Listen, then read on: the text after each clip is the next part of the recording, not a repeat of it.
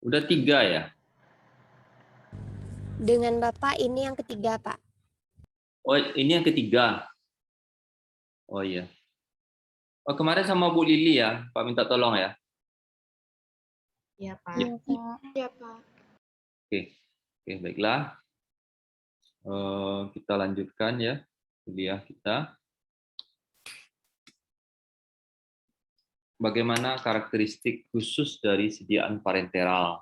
Ya, jadi sediaan parenteral itu ada kespesifikan ya, kekhususan sifat-sifatnya ya. Yang pertama, dia aman secara toksikologi.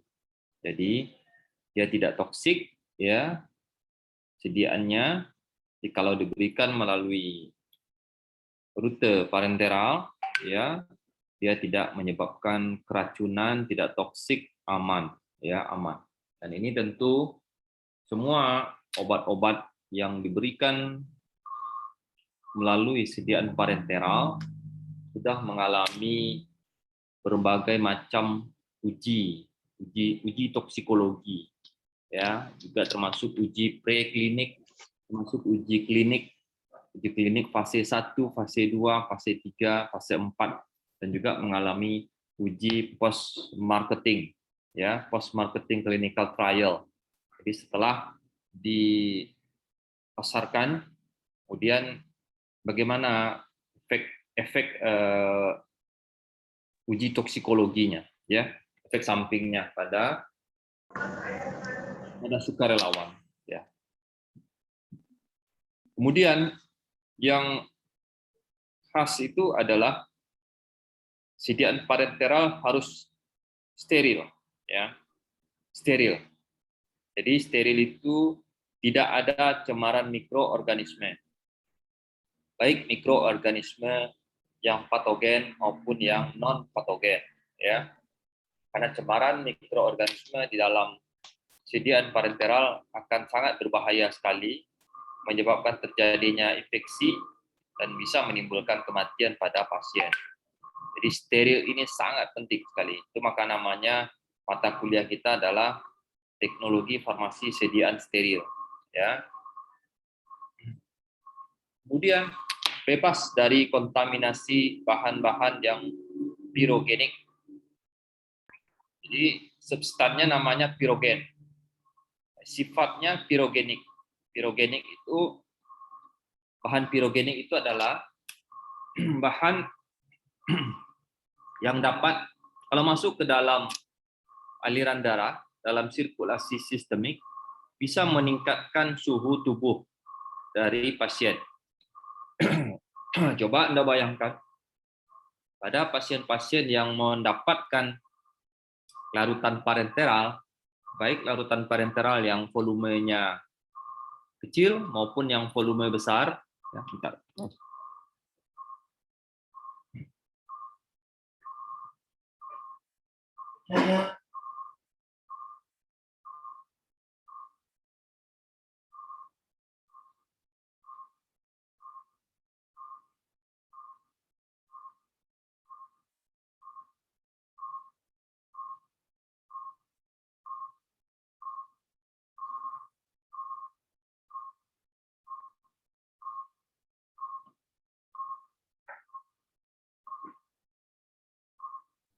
Oke.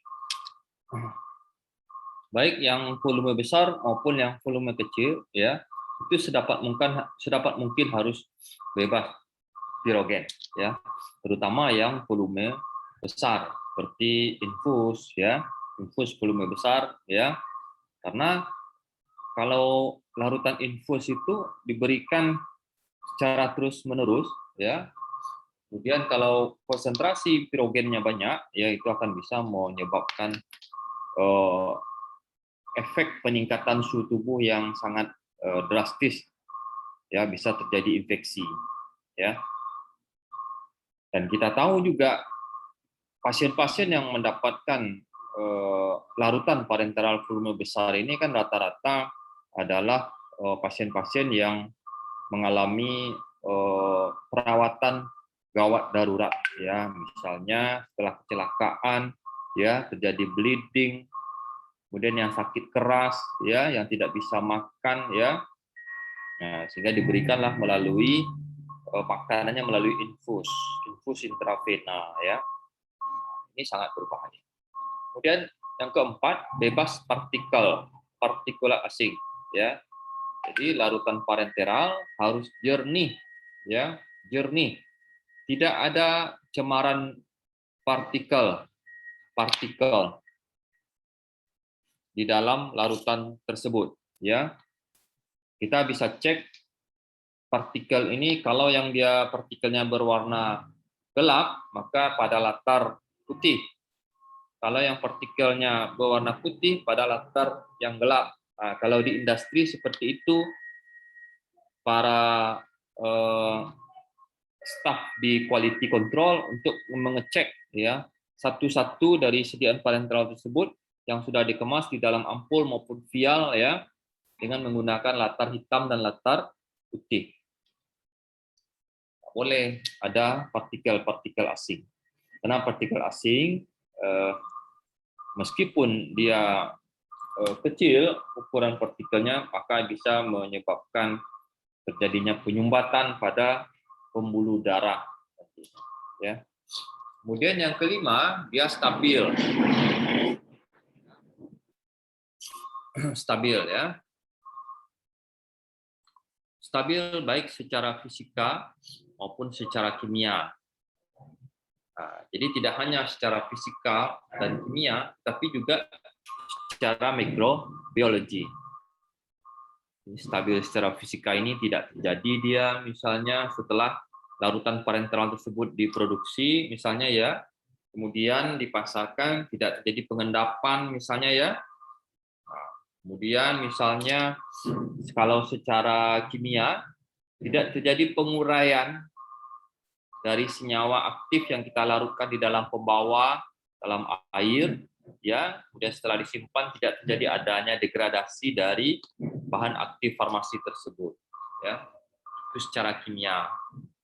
Maka ini nanti akan memperlama umur simpan atau waktu simpan atau expire date dari sediaan parenteral kita, dan juga secara mikrobiologi, karena dia biasanya ada kandungan airnya, ya.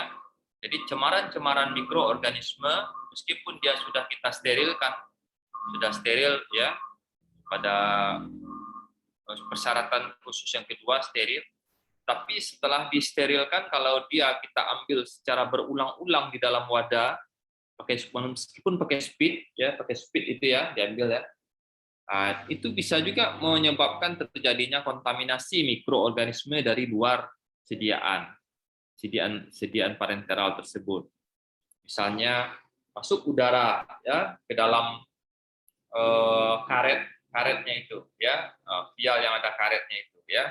Nah, itu juga bisa menyebabkan tercemarnya larutan parenteral kita. Sehingga beberapa industri atau perusahaan farmasi atau formulator membuat larutan parenteral yang digunakan dalam bentuk dosis yang berulang atau ganda itu ditambahkan zat pengawet, ya, atau preservatif. Tambahkan preservatif atau zat pengawet, ya. Nah, ini penting sekali. Tetapi kalau yang larutan parenteralnya yang volume kecil, yang single dose sekali pakai, biasanya itu tidak menggunakan pengawet. Jadi dia sudah disterilkan larutannya dengan pemanasan, dengan penyaringan, ya, kemudian dikemas di dalam wadah yang tertutup rapat, gitu, ya, menggunakan wadah kaca dari bahan kaca, ya, wadahnya ampul namanya. Nah, itu sekali pakai. Jadi dipotong leher ampul itu, kemudian diambil, ya, kemudian dibuang, gitu, ya. Tidak boleh diberikan berulang, karena kemungkinan kalau dia sudah ampulnya sudah dipotong lehernya itu, ya, maka dimanapun kita menyimpannya akan ada kemungkinan terjadinya kontaminasi mikroba di sekitar kita nantinya. Baik itu mikroba yang patogen maupun yang non patogen tetap berbahaya. Ya. Kemudian yang keenam, tonisitas. Ya, tonisitas ini persyaratan yang penting juga, ya, karena kalau larutan obat suntik, larutan parenteral yang masuk ke dalam sirkulasi sistemik, ke dalam jaringan, itu bersifat hipotonik, maka akan bisa terjadi kerusakan sel-sel darah merah kita. Ya, kalau yang masuk hipotonis, ya. Kalau yang masuk hipertonis, dalam batas-batas tertentu masih bisa diakomodasi oleh sel-sel darah merah kita. Ya, tapi kalau dia tinggi kali hipertonisnya masih bisa kita turunkan. Nah, inilah gunanya kita menghitung tonisitas ini, ya, isotonik atau tonisitas. Jadi larutan obat suntik yang dibuat dalam bentuk sediaan parenteral tersebut sebisa mungkin dia isotonis atau isoosmotik dengan cairan tubuh kita, ya, sehingga tidak terjadi hal-hal yang tidak diinginkan seperti hemolisis, ya, pecahnya sel-sel darah merah misalnya, ya, dan lain-lain. Ya. Ada caranya. Nanti di pertemuan berikut Bu Lidi akan lebih detail menerangkan. Nanti saya hanya sekitar bagaimana cara awal-awal penentuannya saja, ya. Karena dalam praktikum nanti ini penting kali bagi saudara, ya. Jadi untuk membuat larutan obat suntik kita itu menjadi isotonik itu dengan menggunakan kita tambahkan NaCl fisiologis, ya. Jadi larutan NaCl 0,9% itu isoosmotik atau isotonis dengan cairan tubuh kita. Nah, jadi itu yang kita tiru supaya dia sama dengan tonisitasnya dengan NaCl 0,9%. Ya. Kemudian yang ketujuh adalah kompatibel dengan obat-obat lain. Ya, kompatibel dia dengan obat lain. Kalau kita berikan dalam bentuk pencampuran intravena atau intravena admixtures, ya. Nah, kemudian kalau kita lihat apa-apa saja tantangan-tantangan yang akan kita hadapi kalau kita memformulasi sediaan parenteral ini, ya. Secara umum, ya, hanya sedikit eksipien yang dapat diterima dalam formulasi dan digunakan untuk sediaan parenteral atau injeksi. Jadi eksipiennya itu sudah terseleksi, ya.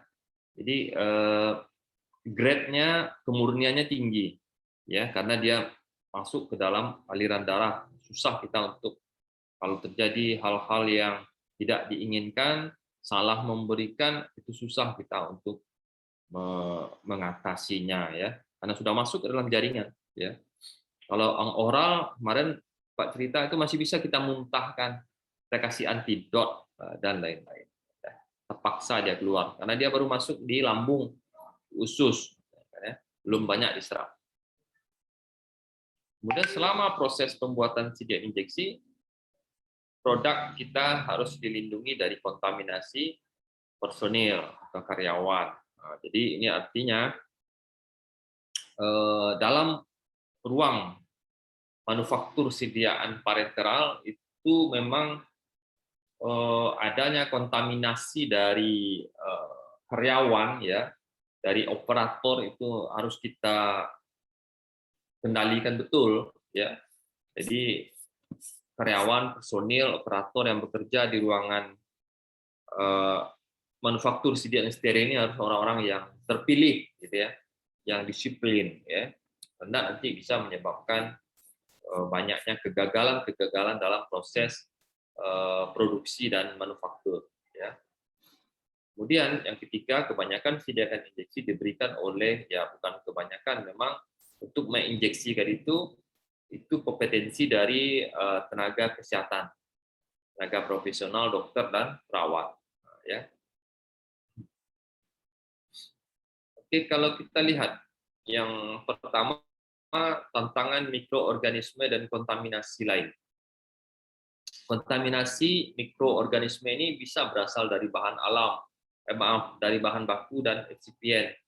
Jadi dari bahan baku obat, active pharmaceutical ingredient, atau juga bahan-bahan tambahan. Nah, kapan masuknya mikroba ini? Kapan bisa terjadinya cemaran mikroba ini? Ya, mulai dari proses manufaktur. Di sana kan ada peralatan, ada operator, ada sistem penyaring udara, ada kemasan, ya.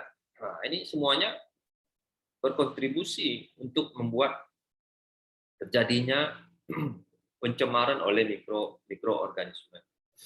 Nah, peralatan harus bersih sebelum dipakai untuk lot atau batch berikutnya. Proses manufaktur ini harus divalidasi, ya, membersihkan peralatan. Kemudian operator juga udara, penyaring udara, ya, ada HEPA filter namanya, high efficiency partikulat, jadi penyaring udara yang efisiensinya tinggi, ya, high efficiency partikulat, penyaring udara yang efisiensinya tinggi untuk mengendalikan partikel-partikel yang halus, ya, dan material pengemas. Dan juga selama proses penyimpanan dan penggunaan. Nah, untuk bahan baku itu persyaratan yang bisa digunakan sebagai bahan aktif farmasi, ya, itu dicantumkan batas limit mikrobialnya. Nah, itu ada ditentukan di dalam USP, United States Pharmacopoeia. Nah, ini tadi yang seperti yang Pak sampaikan, harus bebas pirogen dan endotoksin, ya. Kita harus melakukan pengujian pirogen secara in vivo dan in vitro. Secara in vivo dengan menggunakan hewan percobaan, biasanya menggunakan kelinci. Kita ukur berapa kenaikan suhu tubuh, ya, dari kelinci. Kemudian kalau secara in vitro bisa dengan menggunakan suatu reagen, namanya reagen LAL, Limulus amobicid lisa, ya. Nah, itu suatu reagen, suatu reaksi, ya, yang kita ekstraksi dari sejenis sejenis hewan laut, ya. Jadi nanti kalau dia ada pirogen, ya, nanti si reagen ini akan terjadi koagulasi, dia membeku, dia, ya. Nah, kalau dalam larutan obat suntik kita itu ada pirogen, ya, ada endotoksin, ya, maka nanti reagen kita itu terjadi koagulasi atau pembekuan, ya, pembekuan. Tapi kalau tidak ada, dia tetap jernih saja, ya. Nah, itu sekarang yang dipakai secara in vitro. Untuk lebih sederhananya, kan kalau menggunakan secara in vivo dengan menggunakan hewan coba ini sangat besar variasinya. Mengendalikan hewan percobaan kelinci ini kan juga susah. Kenaikan suhu tubuhnya itu banyak faktor-faktor yang mempengaruhi. Kadang dia stres, orang stres juga bisa suhu tubuhnya naik, kan, ya. Orang marah, kan, ya, marah, stres, kan, ya. Coba Anda kalau lagi stres gitu, ya, coba dipegang ininya, agak tinggi, agak meriang saya, ya, itu sehingga sekarang dibuat suatu reagen yang lebih valid, ya, yang berdasarkan reaksi secara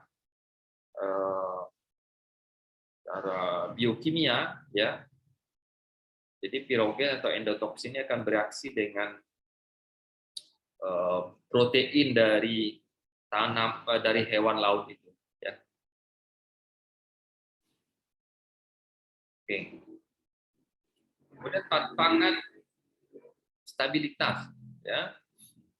Seperti yang kita ketahui bahwa sediaan injeksi ini bisa diberikan dalam bentuk larutan dan juga bisa dalam bentuk sistem dispersi, baik suspensi, emulsi, liposom, atau sistem partikulat lainnya. Nah, secara umum ya, sediaan injeksi akan bermasalah dalam hal stabilitas kimia, fisika, dan mikrobiologi. Ini secara kimia, reaksi-reaksi degradasi yang dialami kalau sediaan injeksi kita dibuat dalam bentuk larutan air ya dengan aqua pro injeksi. Bisa terjadi hidrolisis ya, karena obat di dalamnya melarut di dalam air ya, bisa terjadi hidrolisis dalam jangka waktu tertentu, obat terurai ya. Bisa terjadi oksidasi ya, bisa terjadi rasemasi, jadi rasemat ya, berubahnya sistem memutar bidang polarisasi ya, atau juga bisa terjadi fotolisis ya, jadi penguraian oleh cahaya. Jadi cahaya UV bisa menyebabkan terjadinya penguraian dari bahan aktif farmasi ya. Secara fisika ini biasanya pada sediaan-sediaan suspensi, emulsi, liposom ya. Ini yang apalagi yang mengandung protein itu cenderung terbentuk self agregat yang akan mengendap, mengalami kekeruhan atau penurunan kelarutan dan pertumbuhan kristal. Ya, ini contohnya pada suspensi ya. Pada suspensi ada sebagian dari zat aktif tersebut yang melarut ya. Kemudian seiring dengan proses waktu atau penyimpanan, maka kelarutannya menurun, maka dia akan terjadi rekristalisasi atau terjadi pertumbuhan kristal dalam sistem tersebut. Nah, ini sangat berbahaya karena nanti akan bisa menyumbat jarum suntik. Kemudian kalau dia lewat jarum suntik juga bisa menyebabkan terjadinya penyumbatan pada pembuluh darah ya.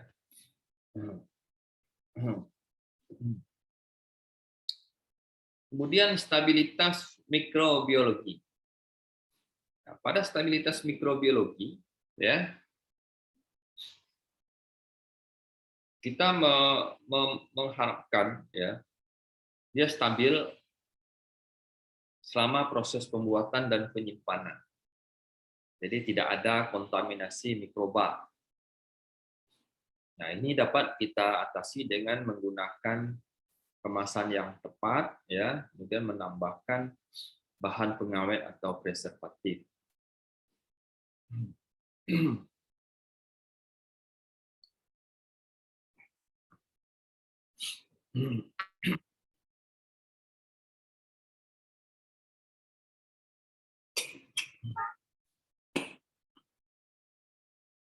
Kemudian pengujian kompatibilitas, ketidaktercampuran ya, atau ketercampuran antara sediaan injeksi dengan kombinasi cairan sediaan intravena lainnya. Seperti yang Pak bilang di awal-awal kemarin, sediaan injeksi ini juga sering dikombinasi ya, dicampur, disebut dengan intravena admixtures ya.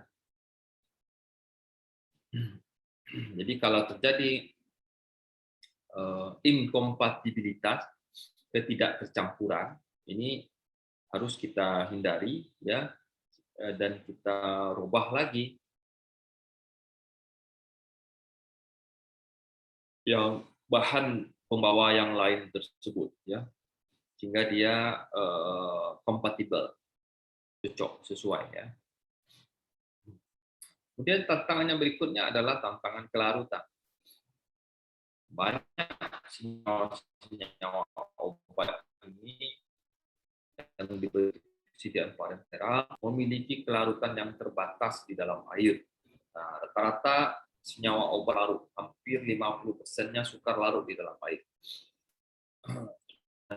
Ini menjadi masalah membuat dalam larutan parenteral ya, karena pada sediaan parenteral itu yang paling populer adalah larutan parenteral yang dibuat dengan air ya, karena itu yang paling kompatibel.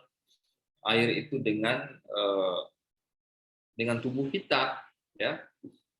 Nggak bisa misalnya larutannya dibuat dengan etanol 100%, nggak bisa. Karena kalau masuk etanol ke dalam, disuntikan ke dalam jaringan kita, maka terjadi nekrosis, kerusakan jaringan, ya. Atau metanol misalnya, itu juga nggak boleh, ya. Metanol itu malah lebih toksik lagi, itu metanol itu, ya. Ada beberapa teknik yang digunakan untuk meningkatkan kelarutan dengan pembuatan garam, ya, dibentuk garam. Misalnya kalau asam lemah, itu dibuat garamnya dengan basa kuat, misalnya, ya.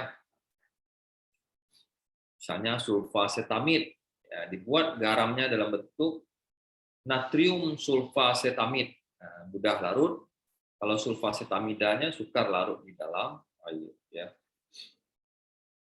Kemudian kita mengatur pH menggunakan kosolven, ya. Jadi boleh kosolven tapi ada batasannya. Kalau bisa seminimal mungkin. Menambahkan surfaktan, ya. Jadi untuk meningkatkan kelarutan bisa juga kita tambahkan surfaktan, ya. Pembentukan kompleks inklusi dengan beta siklodextrin, formulasi sediaan mikroemulsi, liposom, mix Michel, ya, dan lain-lain. Kemudian yang berikutnya adalah kemasan. Nah, formulasi sediaan injeksi harus kompatibel dengan sistem kemasan dan penutup kemasan. Kemasan ini penting sekali, ya, dalam sediaan steril, karena sangat berpengaruh sekali terhadap sterilitas atau efektivitas dari sediaan parenteral ini. Kalau kemasannya tidak cocok, ya, misalnya kita gunakan kaca, gelas yang kualitasnya rendah, maka nanti kalau kita masukkan larutan injeksi atau larutan parenteral ini, ya, nanti dari gelas kaca yang kualitasnya rendah tersebut banyak sekali sesipora logam, ya, yang itu nanti bisa menyebabkan atau mengkatalis reaksi oksidasi di dalam sediaan, di dalam larutan, ya.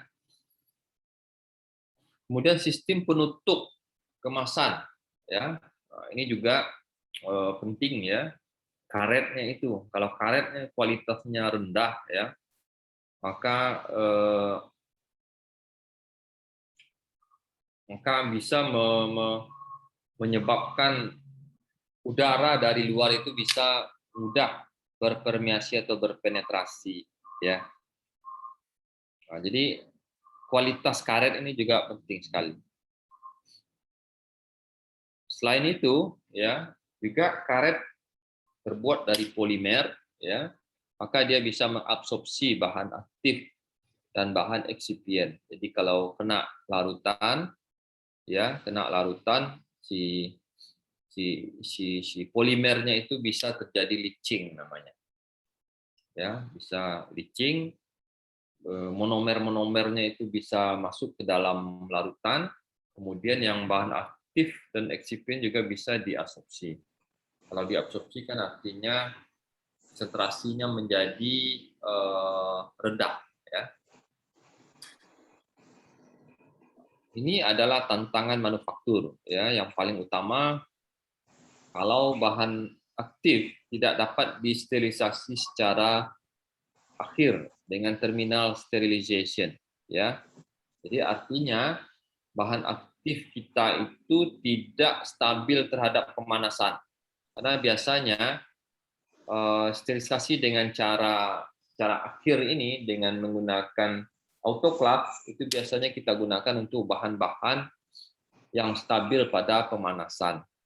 Nah, untuk bahan yang tidak stabil pada pemanasan, maka biasanya kita gunakan sterilisasi dengan menggunakan secara filtrasi, ya, filtrasi dengan teknik aseptik teknik, ya. Nah, ini yang harus kita perhatikan. Pemantauan lingkungan, ya, keterlibatan operator, fasilitas, manufaktur, validasi dan siklus sterilisasi, validasi, filtrasi, steril, integritas kemasan tertutup.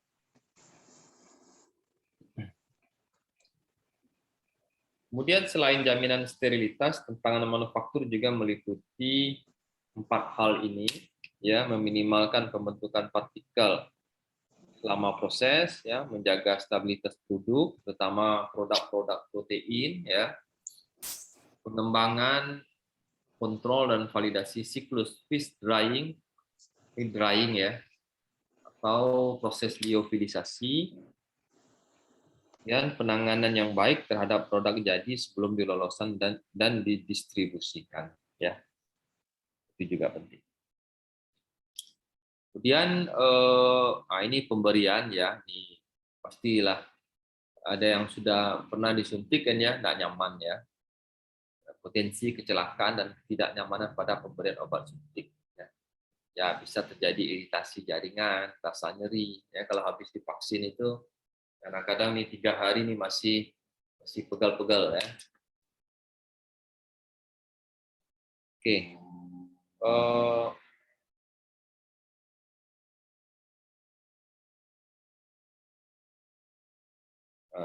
Oke. Ini bahan aktif obat dan eksipien, ya. Jadi kalau kita lihat bahan aktif farmasi, zat aktif ada yang derajatnya teknis, ada yang derajat farmakope, ada yang derajatnya analis untuk proses analisis, ya. Jadi itu biasanya kalau yang pro analis ini dicantumkan cemaran dan persentase cemarannya, jadi lebih tinggi, ya, lebih tinggi. Kemudian derajatnya yang untuk keperluan tertentu seperti HPLC. Nah, ini yang kita gunakan untuk produksi obat, ya, yang derajat farmakope. Jadi kita harus membandingkan speknya, spesifikasi dari bahan aktif obat tersebut dan eksipien ke farmakope, ke buku-buku standar yang beredar di suatu negara tersebut, ya. Kalau kita punya farmakope Indonesia, sudah edisi berapa sekarang? Ada yang tahu nggak? Edisi 6, Pak. Tahun berapa? Tahun 2020, Pak. Ya, itu kalau bisa kalian punya, ya. Baik yang soft copy juga nggak apa-apa. Jadi farmakope itulah rujukan nanti kalau kalian tamat, ya, bekerja di Balai POM, di Dinkes, ya, di industri nantinya. Salah satu yang menjadi buku rujukan untuk pengujian bahan baku dan eksipien itu adalah farmakope Indonesia. Meskipun nanti farmakope Indonesia juga bisa ya, biasanya farmakope Indonesia itu bukan mencontek sih, cuma menyadur dari farmakope Amerika, ya, mungkin sudah izin dari Badan POM-nya, ya.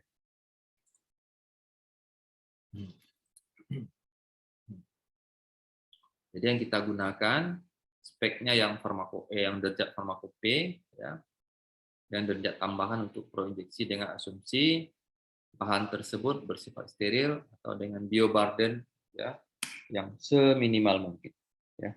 Jadi kita tentukan.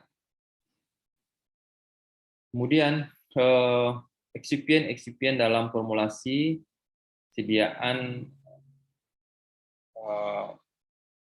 parenteral, ya.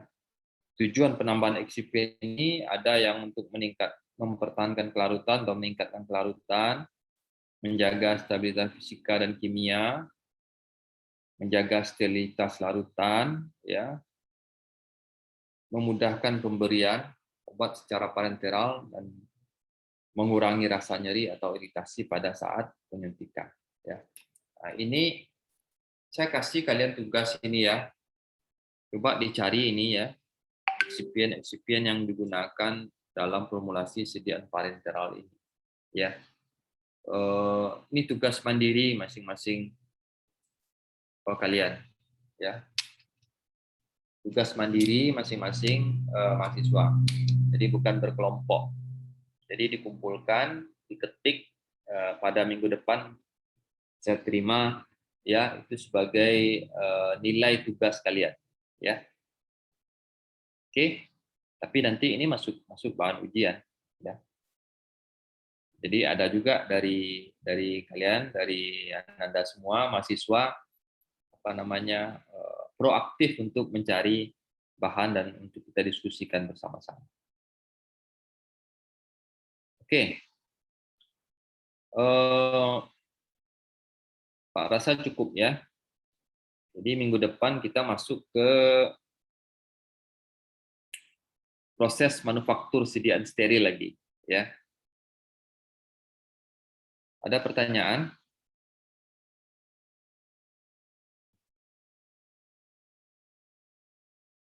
Mungkin semester depan sudah mulai tatap muka ya. Sudah divaksin semuanya kalian? Masih ada yang belum vaksin? Ya. Jadi meskipun divaksin tetap harus menjaga prokes ya. Oke. Oke, baiklah kalau tidak ada yang ditanyakan. Selamat mencari tugas ya. Kalian cari tugasnya dari buku-buku standar, textbook juga boleh, dari jurnal-jurnal juga boleh, makin bagus ya, semakin lengkap semakin bagus nilainya nanti. Oke, mungkin itu saja dari Ilham, tolong di screenshot ya, Ilham ya. Ya. Oke, cuma tiga lembar ya, tiga layar ya, 3 layar. Oke. 64 semuanya. Berapa orang tidak hadir Ilham? Kita berapa semuanya Ilham? 68, Pak. Oh, 4 orang tidak hadir. Kenapa yang 4 orang itu kemana tuh?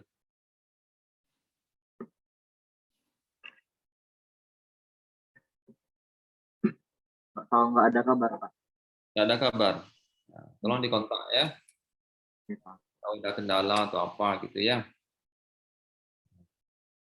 Oke, itu saja. Billahi taufik wal hidayah. Assalamualaikum warahmatullahi wabarakatuh. Waalaikumsalam warahmatullahi wabarakatuh. Terima kasih Pak. Terima Pak. Ya, sama-sama. Izin ya Pak Liv ya. Ya, Pak.